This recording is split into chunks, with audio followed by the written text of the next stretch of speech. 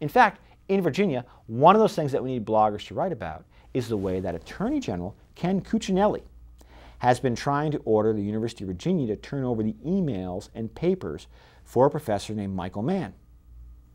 The Attorney General says he has to do this to make sure that no one committed fraud when getting state funding. Now, a federal judge has already said that Cuccinelli can't have the documents, but he's still trying for them. He's a big fan of the legal strategy known as levi corpus ad infinitum, which means you grab someone by the ankles and shake them upside down until you get the documents to fall out of their pockets. That's actually it's either a legal principle or it's a Harry Potter spell. You'd be surprised at how similar those two things are. Anyway, Cuccinelli is worried that if somebody gets funding from the Commonwealth of Virginia while they're fudging their data or leaping to the wrong conclusions, then the taxpayers are getting ripped off. But why is Professor Michael Mann the only professor that the Attorney General is investigating? How about Professor Patrick Michaels at George Mason University? I found a paper he wrote on global warming, which made use of a study by Sally Baliunas. She's an astrophysicist. The study said that climate change wasn't real. They showed satellite data like this one. Yeah, doesn't it look familiar?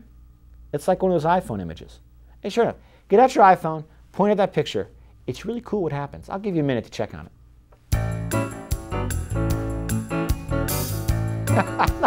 Nothing happens. I'm just messing with you. I don't even have an iPhone. Maybe I'm just jealous. Actually, you know, since I live near Washington, D.C., I like to hang around the Capitol building, go up to all those people in from out of town, and tell them if they point their iPhone at the Capitol building just when the sun hits it at a 30-degree angle, they'll get a free download of the third National Treasure movie. They haven't even made that movie yet. Actually, the National Treasure movies have a problem now that Nicolas Cage might be going a little wacko. He's been drunk in public, getting arrested for disorderly conduct, and accused of domestic violence. You know, his real life is starting to sound more interesting than most of his movies. Well, where was I? Oh yeah, right. I was talking about this paper about global warming.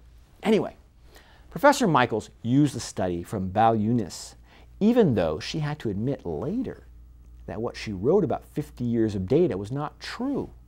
My point is that if you do a little Googling about Professor Michaels and you sort of half read the web page you find, it's pretty easy to get an idea that this George Mason University professor might be getting things wrong in class.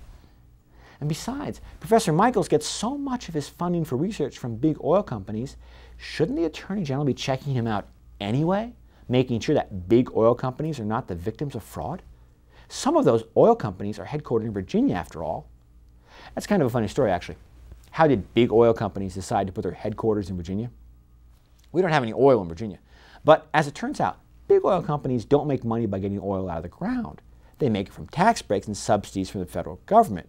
And Virginia, as it turns out, is close to the federal government. But where was I? Oh, right. Yeah, I was talking about other people that Virginia's Attorney General should be investigating. Okay, how about Phil Klein, a law professor at Liberty University? Liberty University is a private college, but among the private colleges in Virginia, it actually gets the most state funding for its students. So there's something fishy going on in the Liberty classrooms. Maybe Attorney General Cuccinelli should be checking it out. Now, Professor Klein used to be the Attorney General of Kansas. He's had his own law license suspended 4 times. He's been charged with perjury and other bad things as an attorney. When he was Attorney General, he insisted he had the right to see medical records related to sexual activity, until a federal judge said his actions violated the law. You know, by the way, if you've got a thing about medical records related to sexual activity, you can't just have a beer at Hooters and use your imagination like the rest of us do. Anyway, my point is that if you just do some quick Googling on Professor Klein, you'd have some reasons to wonder if he should be teaching law students. Maybe the Virginia State funding for students isn't being used effectively in his law classroom. Okay, here's the thing. It's very easy to come up with suspicions about anybody who teaches at a college. Suspicions that they aren't always right about things. But George Mason and Liberty are accredited and respectable universities. they've got systems in place to ensure that their faculty have academic integrity and don't defraud their students. Both Professor Michaels and Professor Klein, by the way, have great academic credentials. They probably both get great ratings from their students, and deservedly so. And with regard to Professor Michael Mann and his work when he was there, the University of Virginia has those same safeguards. And so does the university where Professor Mann is teaching now. And that university investigated him twice and found no evidence of anything underhanded.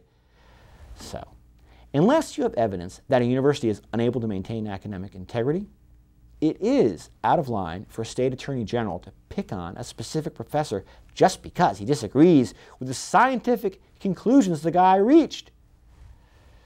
Which is not to say that Virginia's Attorney General, Ken Cuccinelli, is not a respected scientist in his own right. He's got his own methods for getting at the issue of global warming. I still remember when the Attorney General tweeted last winter how the deep snow outside his window disproved global warming. You know, that can be tough. When you take that approach to the issue, a week like we had recently can be tough. One day it's unseasonably hot. The next day, unseasonably cold. You have to keep changing your position on global warming every day. And that can be tiring, all that flipping and flopping on the issues. That can make you a great dancer. Okay, after the Attorney General kept going after the professor's emails and papers, the Virginia State Senate decided to try to take away some of the Attorney General's power to subpoena people. Bad idea. Look, we need a state Attorney General who can use the subpoena for investigation, or we'd end up making a federal case out of everything. So, the Attorney General should have the kind of power he's using here. But we also need an Attorney General who knows when to use that power. Trying to read Professor Mann's emails is not one of those times. Okay, that's all I've got. Thanks for watching, everybody. Send me your tweets. Good night.